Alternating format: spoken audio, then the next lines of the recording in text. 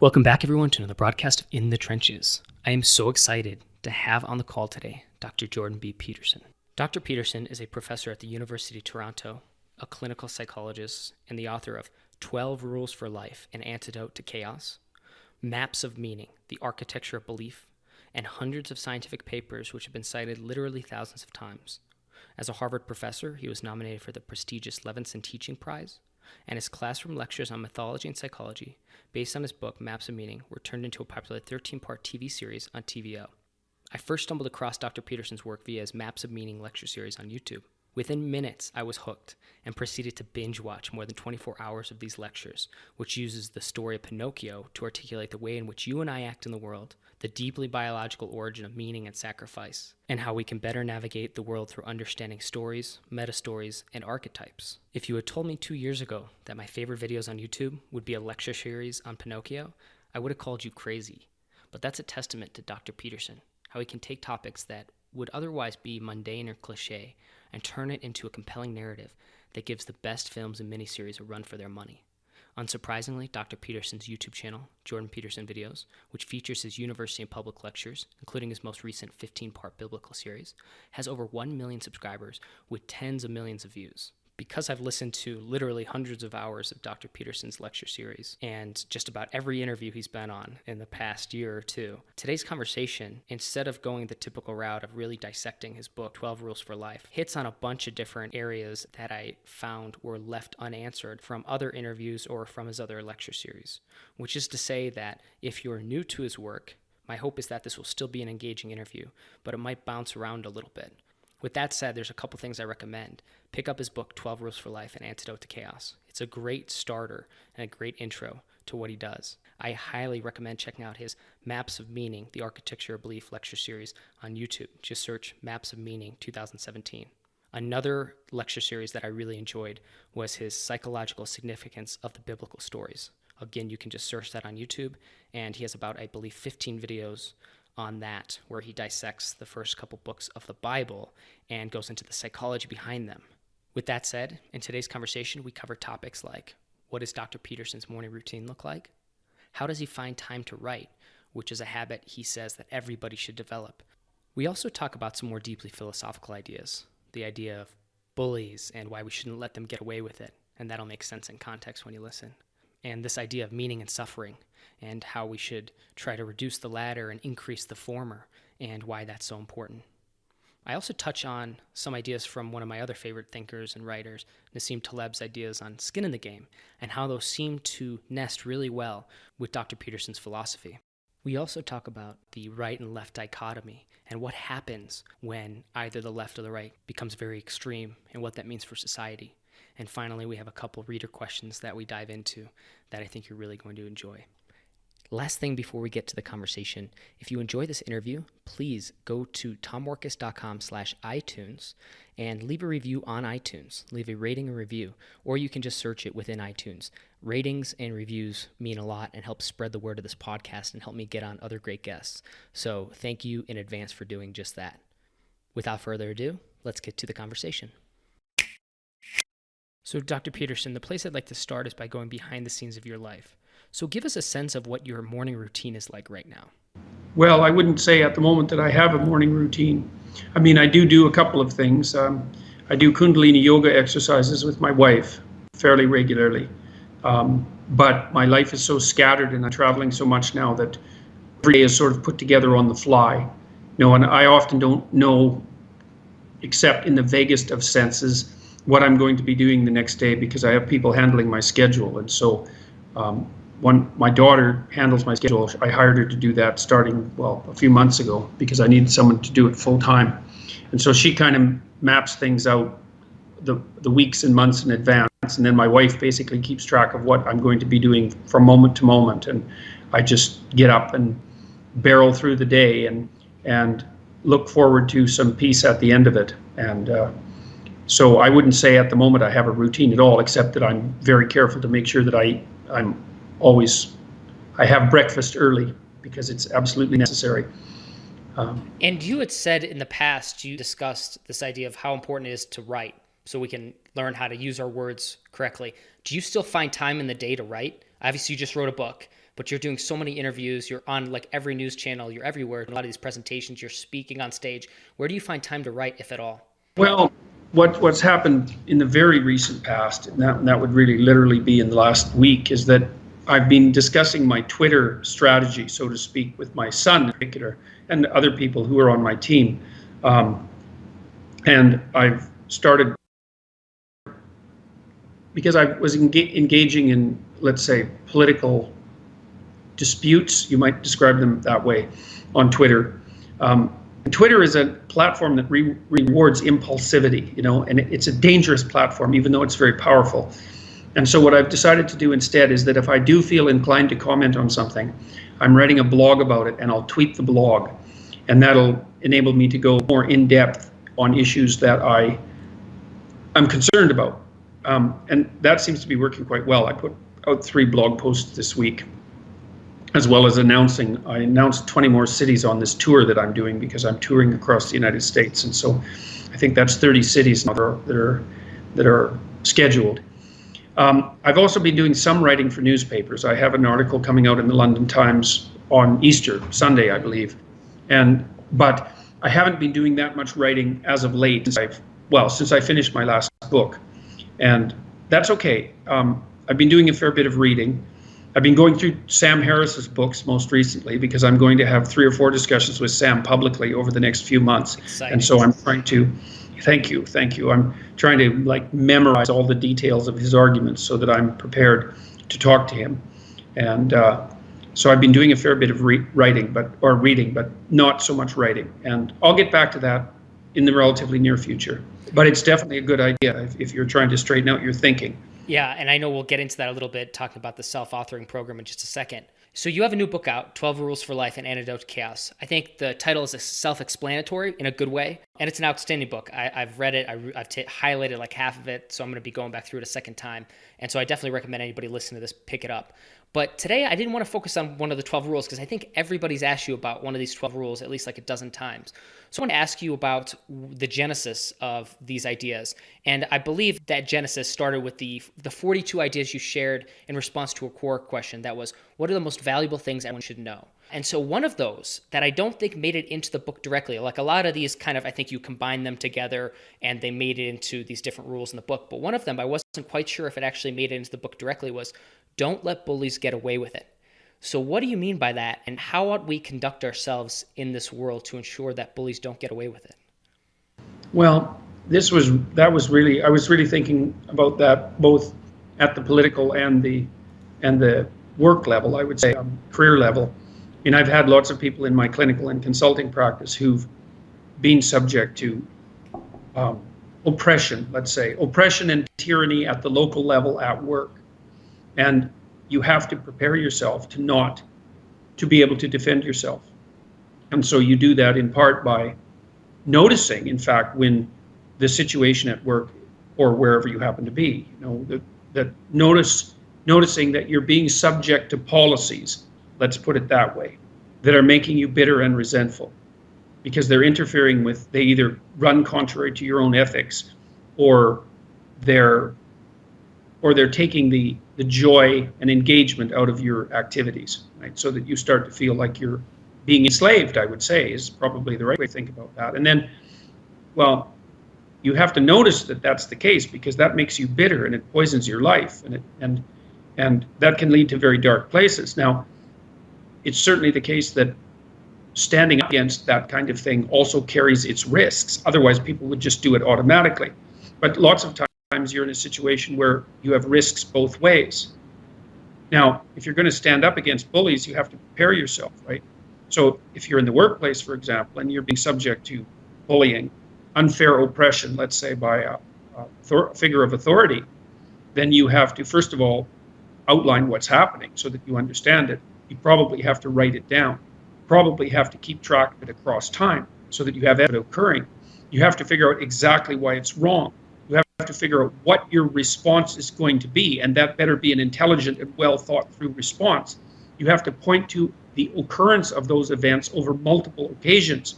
You have to say why it's not good, what the cost of it is, and what should be done instead in a minimal possible way. And you probably have to prepare yourself to look laterally for another job. Because if you're so afraid of losing your job, if you're too afraid of losing your job and you don't have any other alternatives, then you're bargaining from an exceptionally weak position. But I would say generally in your life, you want to position yourself so that you have options. And that means things like keeping your education up to date and keeping your resume up to date and being willing to look for another job, which is a good career development strategy anyways, and to be ready to take on new interviews and all of that. So it's not like it's an easy thing to stand up to being tyrannized. Otherwise, people would just do it automatically, and they don't.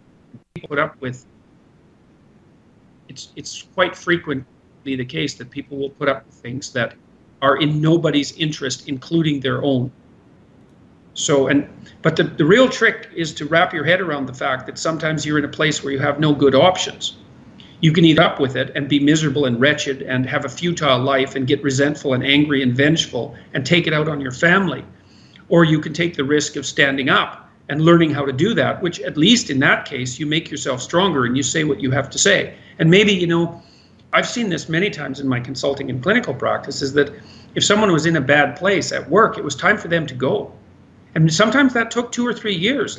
This is no easy thing to make a career shift, but my experience has been that if you do it consciously and carefully, that you can almost always end up in a much better place. In one of I'm going to try to tie in 3 quotes from 3 of your biblical lecture series. So the first one is from number 6, The Psychology of the Flood. And you summarized what Carl Jung said, and it went something like this. You're in a story whether you know it or not. If it's someone else's story, you're probably going to get a bit part, and it might not be the one you want. And if it's a story you don't know, it might be one with a really bad ending, or maybe it's bad period with a worse ending. And if you don't know what the story you're living out is, maybe that's the one. So the second thing I want to tie into here was from lecture 9 in the Call to Abraham. You said, quote, you want to be going somewhere that's good enough so the going is worthwhile. And in lecture 10, Abraham, Father of Nations, you said, you're going to suffer no matter what. And if you're going to suffer, you could at least do something noble and glorious and upright and powerful and honorable and admirable and helpful and difficult. And I've seen this throughout your lectures, through your writing. And it seems to me, if I understand you correctly, that the most important metric in life isn't necessarily suffering, but meaning. And that we should, instead of aiming to reduce our personal suffering, we should aim to craft or amplify or strengthen the meaning in our own lives so that any or all suffering that we go through is actually, quote, worth the while. Yeah, well, maybe you can have your cake and eat it too, I mean, there's nothing wrong with avoiding some unnecessary suffering if you could imagine it, if you can manage it, and maybe for yourself and for other people. But I would say life in some sense is an intrinsic catastrophe. Because life is very hard for people, and even people who are very successful have difficult lives. Now, I mean, some people have impossibly difficult lives, right? But even people who have it good have all the terrors of existence to contend with. And obviously there's no relief from that, but I think of all those quotes that you laid forward, the one that deals with making the voyage worthwhile is the most apropos.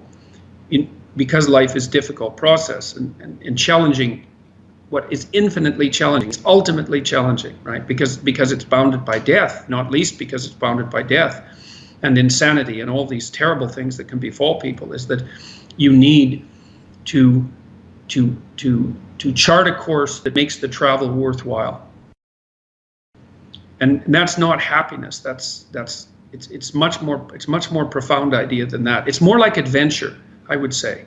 It's more like the great adventure of your life, and that's a difficult thing. That's a challenging voyage. It's not a tropical cruise with a Mai Tai in hand, although maybe now and then it could be that. But I think human beings, we're very tough and combative creatures, and we're really built for a load. I do think, and I think you really see this hunger arising in young men for exactly a call to that kind of adventure. It's like, get the hell up, guys, get to work. There's things to be done. There's dragons to confront and things to set right. And you have a role to play in that. And I truly do believe that that's I believe that's the truth, and I believe that it's more powerful than fear and than suffering. And that's saying a lot, because fear and suffering are real. Yes. Yep. Okay, so I want to dovetail on that and say, so in your life right now, what is that great thing? What is your great journey that you're moving towards, or that you're aiming at, that makes your daily burden worthwhile? Because I know you're going through experience the slings and arrows, let's say, of certain groups of people right now. Plus, there's just the burden of fame and celebrity. In your case, it's earned, not the unearned kind. That's dangerous. But all these different things, they have to create pressure on you. I know how hard you're going, how many interviews you're doing, how nonstop it is. So what's that thing that's making it worthwhile for you? It's the fact that I know that the information that I'm purveying by all these means is helping people sort out their lives. Thousands and thousands of people. It's overwhelming, and it's great, and that's well worth it. I mean, I'm afraid that we're on the precipice of doing something quite stupid politically, or maybe multiple things politically, perhaps on the left and perhaps on the right. And also hoping that, if enough people pull themselves together and return with some understanding to the core values that made our culture great, that make all cultures great, the real values that human beings have to guide themselves by, that will avoid unnecessary catastrophe, and that will put the world in a better place. I think we can do that. And that's what's more worthwhile than that. And I know it's working, because I get thousands of letters from people saying, mostly they say two things. One is that I've given them words to articulate things they knew but didn't know how to say. That's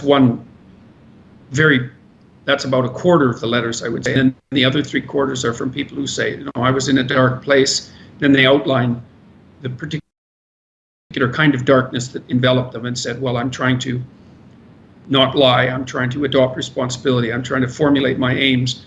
I'm trying to rectify my relationships. I'm trying to improve myself, and it's really working, and things are way better, and I'm back from the brink, and I'm better for my family, and I've got hope for the future. And there's nothing better than that. When I go down the street now, people stop me all the time, and they say exactly. And so, can you imagine a better situation than being able to walk down the street? It's pretty much anywhere now that I go, and there's a good possibility that someone will stop me and say, look, I was having a really rough time, and I've been watching what you've been doing and listening to it. And they're very serious about these people. They say, things are way better for me. One of the things that happened to me a while ago, which I just loved, was I was in LA, downtown, and downtown LA is kind of rough. And anyways, I was walking around with my wife the day after a show I did there, a lecture I gave there, and this kid pulled up in a car beside me and hopped out. He was a Latino kid, about probably 19, 20, something like that. Kind of a stylish looking kid. Jumped over and he said, are you Dr. Peterson? I said, yes. He said, oh, and he was all happy to meet me and shook my hand, and he was all excited. And he said, look, I've been listening to your lectures for 18 months. I've really been listening to them, and my life is way better. And he said, I've really fixed my relationship up with my father. Then he said, wait a minute. And so I stopped and waited for a second. He ran back to the car. He got his father out of the car. And they both came over, and they had their arms around each other, and they were looking all smiley and happy. And his father said, look, I'm getting along really well with your son, and so it's because he's been listening to your lectures. Thanks a lot. And they were really happy. And Jesus, how could you ask for anything better than that? It's so good. That's beautiful. Yeah. And I think it was great. What you've been able to do is it makes it, because it's again, I can attest to that as well. I think personal improvements in my life, in my family's life, my impact on my friends as well, and my acquaintances, because I'm just more thoughtful about the things I'm saying now. You kind of exposed this, that made me aware of these things, of these words that I should be cognizant of telling the truth. But one of the things I love about it too is I've been able to share that with other people. It's hey, listen, I know you're going through some stuff, so just listen to a couple of these. It'll probably help and give you some perspective. And so I think that's cool, because then you not even only give the individual the tools, I think, to improve themselves. It helps people like me and other people also help other people. You kind of give us the tools to spread the words too. Yeah, you've absolutely. done it so well. Absolutely. Well, and I do believe that it really matters that every single person gets their act together. We're networked together. And we think of ourselves as 7 billion isolated units, and none of us, and despair that none of us have any significance or purpose. It's not the case. We're each the center of a vast network, and We're each responsible for determining the direction of the cosmos, as far as I can tell. And it isn't obvious to see how we can each be doing that, that we can each be charged with that responsibility, but it still seems to me that it's the case. We're also very annoyed and irritated with one another if we don't treat each other as if that was the truth. So that's my big adventure. It's like, well, it's really, you think, well, here's something you could do with your life. It's like, devote it to making everything you possibly can better and see what happens. Tell the truth, aim high, make things better, and see where you can get with that. It's like, there's an adventure for you. And talk me through your self-authoring program. I've started to go through it. Shame on me for not actually completing yet, but I think that's just... It starts good, man. Yeah, right, it is. So I've at least started it, and I see the power in it already. You've actually said there's a memory you have that brings tears to your eyes. Write it down in detail. And I thought to myself, well, that seems like that ties into this idea of the self-authoring program. But it's like there's something then there's something uniquely powerful about the act of writing down both memories and your ideas of the future to articulate them. Something different about the writing versus anything else. So maybe you can walk me through why is that the case? An extremely powerful way of thinking, because by using an external source as memory, which is what you do in your writing, is that you free up yourself to think and remember at the same time, right? Because if you're just thinking, you have to remember everything you're thinking. But if you're writing, you don't have to remember everything you're thinking, because you can put it on the page, and then you can think, and then you can review your thinking. So you can engage in a constant dialogue with yourself. You can refine your thinking. You might say, who cares if I refine my thinking? It's like, no, you don't understand. Your thinking is a map. And you need a map to negotiate through the world if you don't want to fall into a pit. The better your map, the better you negotiate through the world. So to write about your past is to extract out the information from the past that you need to chart course into the future. And to write about the future is to see yourself as the captain of the ship and to take on that responsibility and to not just be someone to whom things happen. And that's part of the idea of writing your own story instead of playing a bit role in someone else's catastrophe perhaps. Like one rule is you don't get what you don't aim at. That's for sure. And so you think, well, my life isn't everything it could be. It's like, okay, fair enough, that's understandable. Maybe you're angry about it. It's like, okay, what's your damn plan? What's your vision? How could that be improved? How could you put it into place?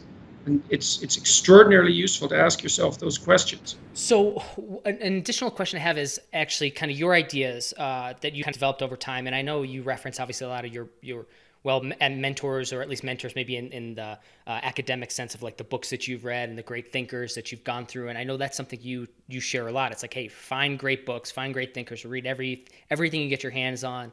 And that's definitely one of your kind of imperatives that you set forward. One of the people that peers. Yes. That's the thing that books allow you to do. They enable you to make the great people of the past your peers. Think about what a privilege that is. That's just an unbelievable privilege. And so there's just no reason not to do it. I have quite an extensive reading list on my website at jordanbpeterson.com, and lots of people are buying those books. And it's not exhaustive by any stretch of the imagination. And I actually want to set up a course of great reading that'll be several hundred books long, maybe in order of difficulty, so that people can walk through them. But I'm hoping that I'll be able to get to that as part of my plan to at least dabble in the idea of producing an online university, or at least modules for an online university. But yeah, why not read what great people have to say, or at least listen to it, because you can do that now. It's easier to listen. So that's a really good deal. It's like, get the hell at it, man. And so one of the people that I read a lot of his work before I found your work in the last year and a half, was Nassim Taleb. And I know you guys have exchanged some messages back and forth on Twitter. I don't know how the He's a prickly guy. He's a what guy? He's a prickly guy. Prickly guy. So he sends some barbed messages my way. But I read The Black Swan a long while back, and I really liked it. And I've been reading his new book too, the name of which unfortunately escapes me. Skin in the Game. That's right. And it's funny because people have sent me paragraphs from that book in particular and said, this sounds like you might have written it. And I read the paragraph and I thought, Jesus, did I write that? But he's come to many of the same conclusions as me from a completely different perspective. I don't know I don't know how familiar he is with what I'm doing or if he agree with that, but that's how it looks to me. So, but he's an ornery guy, right? He's a prickly barbed wire guy. Right, and so I couldn't tell from the outside like what that relationship is like. I thought the same thing because I've read all his books except for this most recent one. I'm just starting on that now. But the fundamentals of it, this idea of like long tail risk, to me that has a lot to do with you talking about the flood. And it's like, well, you want to prepare for those things ahead of time. That's right. Then it's the idea of, taking personal responsibility. So it's the idea of, we'll clean up your room versus his ideas like skin in the game. But they're fundamental concepts, like kind of explain he also seems to have developed a pragmatic theory of truth that's quite similar to mine, which is a theory of truth based in action rather than in fact, say. And so I would like to talk to him, and I suspect I'll get the opportunity at some point. But yeah, he's a kind of a barbed wire sort of guy. So yeah. But we don't have a relationship other than that, those exchanges that you've seen. So obviously he's aware of me and I'm aware of him. But it would be nice to have a productive conversation with him, and maybe that'll be set up in time. Yeah, I look forward to that. Okay, so one of my final questions here is, in the past you've talked about kind of a right-left dichotomy, and this idea of, and you've made reference to the fact that kind of Nazis are on the right, the Russian Soviets, the communists on the left. One of the things I've kind of struggled with when I look at that is looking at that lens. I wonder, why do you use like the right-left dichotomy in that context? And let me preface that by saying, when I look at them, obviously they were National Socialists. They were devoted to their country. They did embrace this authoritarianism. They embraced this like ethnic cleansing was a kind of a part and parcel of their platform. But the same is true of the Russians. We have Matryoshka, Russia, Mother Russia. They also ethnically cleansed. They were authoritarian. So they actually had their ideal of the motherland too. I don't necessarily see them as being right and left. They're kind of both the same authoritarian monstrosity. They're both collectivist. Yeah. Well, I guess one of the fundamental differences between the National Socialists and the International Socialists was obviously that the National Socialists were nationalist. So they weren't universalist in their aims. They adopted a national superiority doctrine, whereas although there was patriotism that was associated with the Soviets, they were definitely interested in the establishment of something approximating an international utopia. I mean, I think the right-left division isn't infallible by any stretch of the imagination, and obviously many of the National Socialist doctrines were intensely collectivist.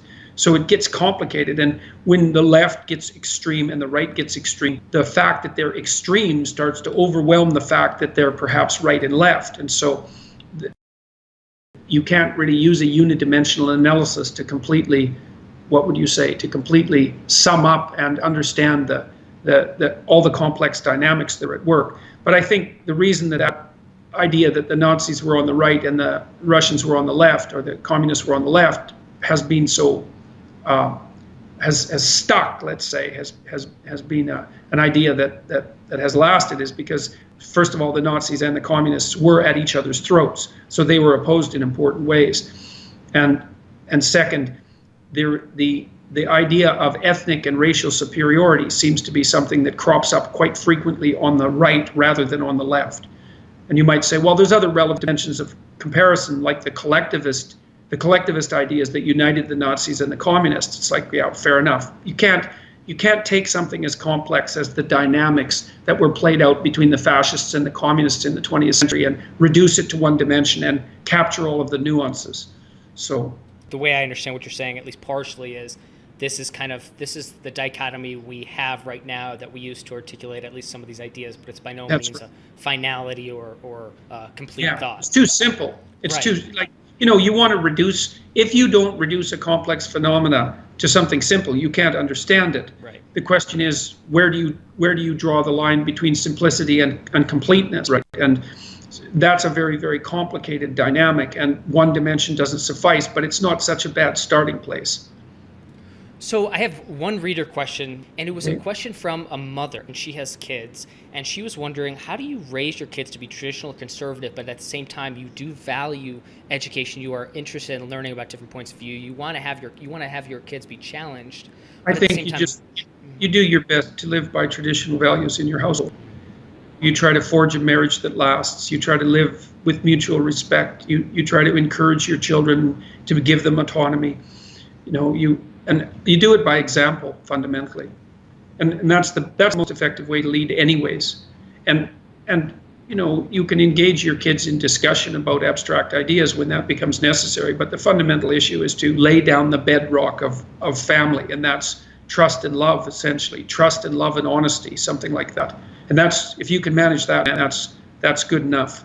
And then you're also saying, with that foundation, that done properly, that the fear of indoctrination, those aren't necessally to be feared per se. Well, I think that's the most effective way of combating them. I think as well, though, I think we're at a point where if your children are being talked to about things like diversity and inclusivity and equity, then it's really time to take a good hard look about whether or not they should be in that school, because there is a point, and we're at it already, where they're not being educated. They are clearly being indoctrinated. And I think those three buzzwords, especially used together, especially equity, which is that pernicious equality of outcome doctrine. If it's diversity, inclusivity, and equity, it's time to look for a new school, or to have some words with the teacher, or to have some words with the principal, because it's gone too far. And we're going to see way more of that in the next 5 years. I love it. Well, Jordan, thank you so much for being on In the Trenches. We'll make sure that people can reach out to find you at jordanbpeterson.com. Is that correct? That's right, yes. Yep. Thank you. It was very nice talking with you. And that wraps up another broadcast of In the Trenches. As I mentioned earlier at the outset of this interview, it would mean a lot to me if you enjoyed this conversation to go to iTunes to leave a rating and review. That's the way I get exposure for this podcast, and it helps me get on amazing guests like Jordan Peterson for future episodes. So please take 1 minute to leave a review, and you can find that at tommorkes.com. That's TOMMORKES.com/iTunes. And that'll redirect you to our iTunes page where you can very easily subscribe and leave a review. The second thing I wanted to share was that at around the 20-minute mark, Dr. Peterson's audio started to go out a little bit, as you can kind of hear in this podcast production. And what's unfortunate is that about a minute or two of content where Dr. Peterson dove into his self-authoring program didn't make the final cut here today. So what I wanted to do is encourage you to go to selfauthoring.com and check out his programs, which are based around writing about your past, your present, and your future, so you can align yourself and set goals, set your aim on the things that you want to achieve.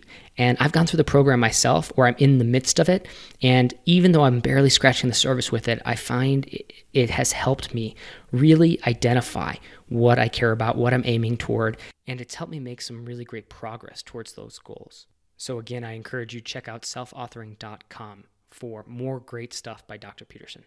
So that's it for today. Hope you enjoyed the podcast, and I'll catch you on the next broadcast.